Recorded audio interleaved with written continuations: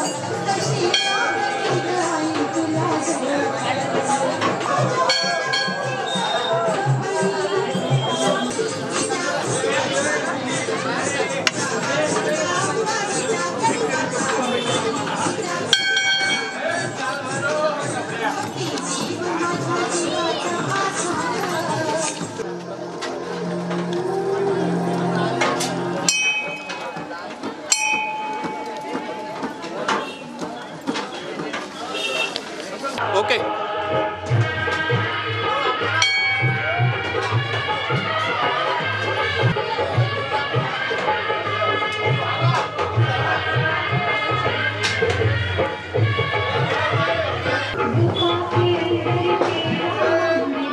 हळू हळू ताई हळू हळू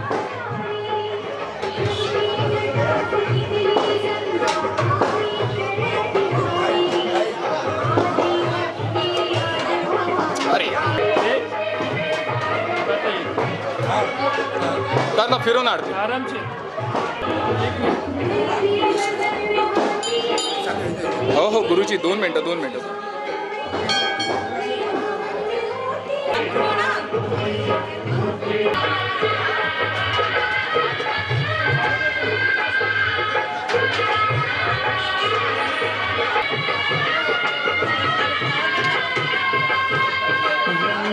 विष्णु महेश तेरे आगे शीश झुकाए सूरज चांद सितारे तुझसे उजियारा ले जाए तेरी जय जयकार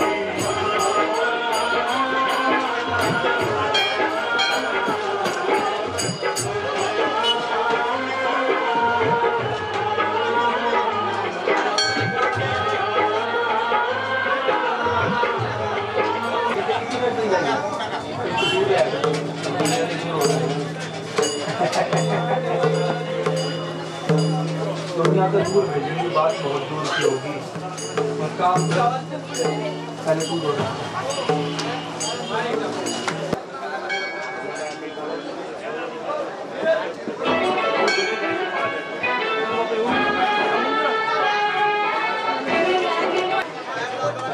Bye.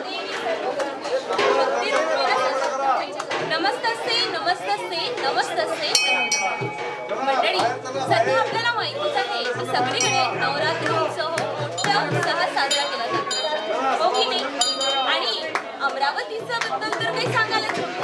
अमरावतीची ग्रामदैवत अंबामाता तिचं प्रस्थान किती प्राचीन काळापासून अमरावतीमध्ये आहे.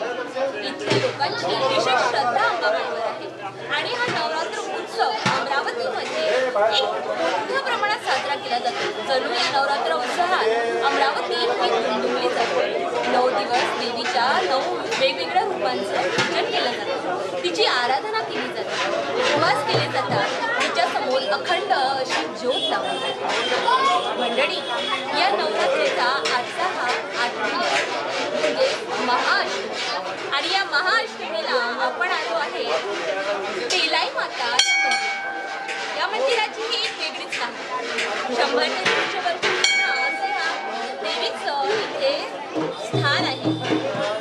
एका सोकाराला प्रसन्न झालेली आई तेलाई इथे त्यावर प्रसन्न स्थापन झाली. आज आपण या आई तेलाईचे दर्शन करूया, तिच्याबद्दल माहिती जाणून घेऊया. आपल्या अमरावतीकरांना, या भक्तांना तिच्याबद्दल माहिती देऊया. नवसाला पावणाऱ्या या तेलाई मातेबद्दल.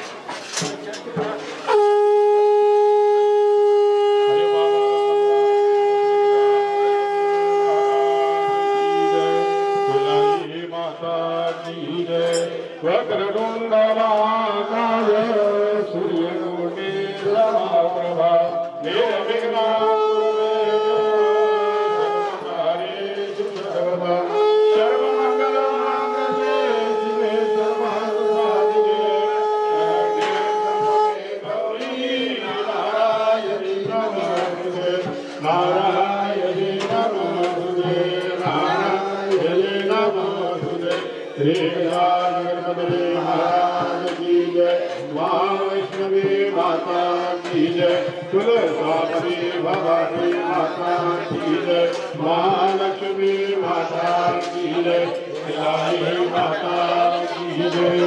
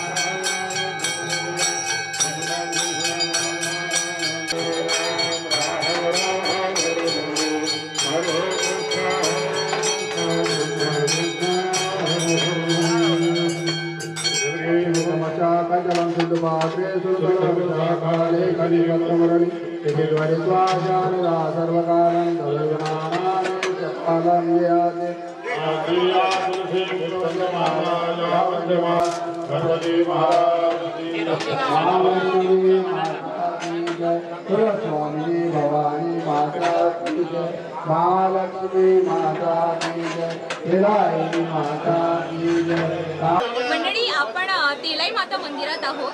या मंदिराची जी पौराणिक कथा आहे ती आपण इथल्या संस्थेच्या ट्रस्टी लोकांकडून जाणून घेऊया. आपल्यासोबत आहे तेलाई माता संस्थेचे संस्थापक अध्यक्ष विनोद भोपडत. तर सर, आम्हाला सांगा माता तेलाईबद्दल, म्हणजे ती इथे कशी प्रगट झाली, तिची काय कहाणी आहे आणि किती वर्षापासून ती इथे स्थापन आहे? इतिहास जवळपास 150 ते 200 वर्षाचा इतिहास आहे.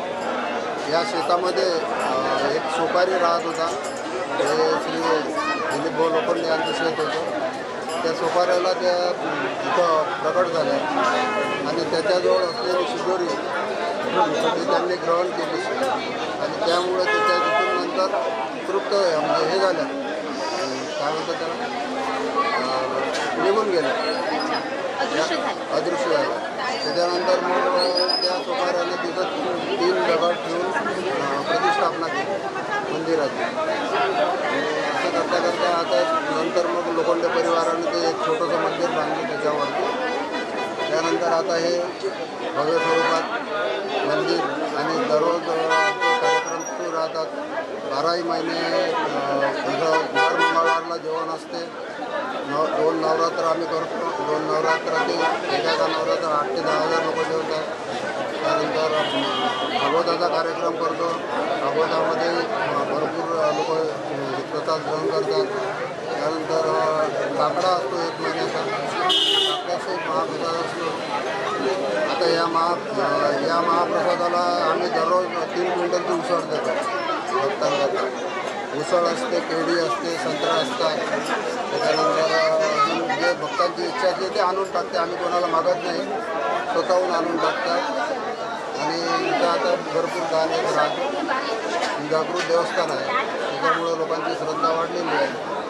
त्याच्यामुळं इथं गर्दी वाढून राहिली दिवसेंदिवस. जागृत मंदिर आहे. नवसाला पावणारी ही माता तेलाई आहे आणि मंदिर जरी दिसायला छोटं असलं पण तिची जी आस्था असते त्या देवीसाठी लोकांची ती खूप मोठ्या प्रमाणात आहे. इथली गर्दी बघून तुम्हाला त्या गोष्टीचा एक अंदाज येईलच.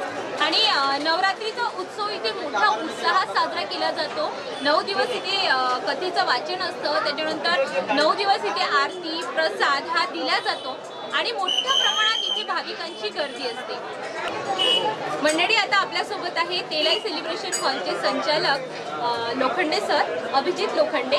त्यांच्याबद्दल जाणून घेऊया. सर, मला सांगा की आज महाअष्टमी आहे, म्हणजे नवरात्रीतला सगळ्यात महत्त्वाचा दिवस. आज सगळ्यांना हा शक्यतोवर उपवास असतो आणि आजच्या या उपवासाचं विशेष महत्त्व असतं. लहानांपासून मोठ्यांपर्यंत वयस्क वृद्धांपर्यंत सगळे आजचा हा उपवास करतात आणि आज मोठ्या प्रमाणात इथे तुम्ही उपवासाचा प्रसाद सगळ्यांना वितरित करणार आहात. परत इथे कन्यापूजन सुद्धा सुरू आहे. तर आज जे सगळे इथे कार्यक्रम होत आहे याच्याबद्दल आमच्या भाविकांना, आमच्या दर्शकांना माहिती. आज अष्टमी सकाळी आमच्याकडे आज मंदिरामध्ये होमपूजा झालेली आहे. त्याच्यानंतर आता संध्याकाळी उसळ होत आहे आणि उसळ 2 ते 3 क्विंटल उसळ आहे. आणि आज रोज आम्ही जी उसळ आहे ही ड्रोनमध्ये आम्ही वाटप करतो. पण आज आम्ही जे आहे हे बसून आज सगळ्या म्हणजे लोकांना बसून पंगत स्वरूपात देत आहे. आणि उद्या आमच्याकडे महाप्रसाद आहे आणि ते प्रसादही आम्ही तेलाई सेलिब्रेशन हॉलमध्ये करत आहे. तिथे ठेवलेला आहे आम्ही आणि 5 ते 6 हजार लोकांचा प्रसाद आहे. जेवण आहे तिथे सकाळी 12 ते 5च्या दरम्यान. आणि हे जे आमचं तेलाई मातेचं मंदिर आहे हे खूप प्राचीन मंदिर आहे. हे आमच्या आजोबाच्या काळापासून आहे. म्हणजे आजोबा गुलाबराव बळीरामजी लोखंडे यांनी हे शेत, म्हणजे इथं शेत होतं आमचं अगोदर आणि हे शेत जवळपास 40 ते 50 वर्ष अगोदरचं शेत आहे. आणि आता आम्ही माझे वडील झाले आणि मी आता 3री पिढी आहे आमची. आणि मी जेव्हा लहान होतो तेव्हापासून बघत आहे. 1991-95 इथे समुद्राचा भाग होता आमच्या इथे आणि इकडे पुढं जंगलच होतं. म्हणजे रोड गेट काहीच नव्हतं. शेत होतं. शेताच्या धुरावर आमच्या मंदिर होतं तेलाईमध्ये. आणि त्यावेळेस आम्ही जेव्हा पूजा करायला येत होतो मंदिरात त्यावेळेस आम्ही तेल चढवायचो तेलाई मातेला. आणि काही वर्षानंतर जसं वस्ती डेव्हलप होत गेली तसं वाढत गेलो अजून. आणि आता खूप दुरून लोक येतात इथे. आणि आता जे आहे लोक जुळलेले आहे आमच्या इथं चांगल्या प्रकारे आणि तिचं प्रस्त वाढतच चाललेलं आहे.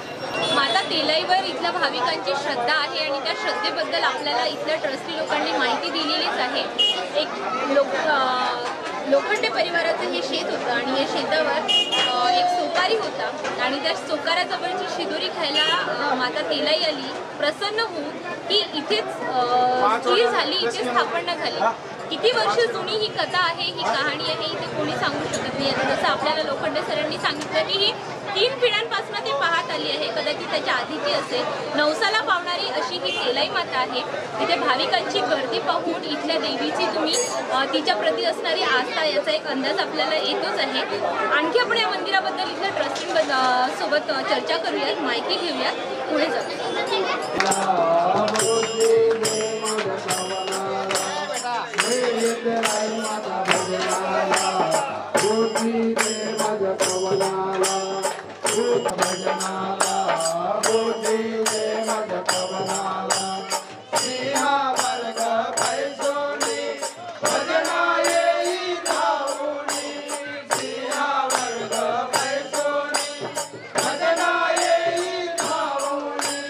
आसन देत तुला